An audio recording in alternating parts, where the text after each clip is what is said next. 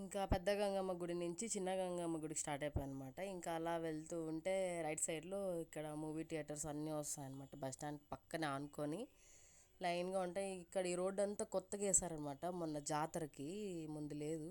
జాతరకి అయితే సూపర్గా ఉంటుంది ఇక్కడ అంతా, అసలు లైట్ సెట్ వేసేసి మొత్తం షామీనా వేసి ఉంటుంది అనమాట. ఇంకా అలాగా ఎంటర్ అయిపోయాము. ఈమెనొచ్చి తాతయ్య గుండ గంగమ్మ అంటారు అనమాట.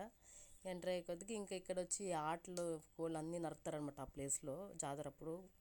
ఇంకా అలాగా పాదాల దగ్గరకు వచ్చిన ఇక్కడైతే అమ్మవారిని బండ బూతులు తిడతారు, ఎందుకంటే అది పెద్ద స్టోరీ ఉంది మళ్ళీ ఒకటి. ఇక్కడ వచ్చి అమ్మవారిని తయారు చేస్తారు జాతర రోజు. ఇంకా సర్వదర్శనంకి వెళ్ళాం. సర్వదర్శనం అంటే ఫ్రీ దర్శనం.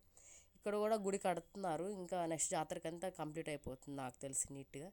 ఇంక ఇలా దర్శనం చేసుకున్నాం. ఇక్కడంతా ఫోటోలు వీడియోలు అసలు తీయకూడదు, ఇంకా నేను మెల్లగా తీసాను అనమాట. తీయచ్చు అంత పర్టికులర్గా తీయకూడదు అనమాట.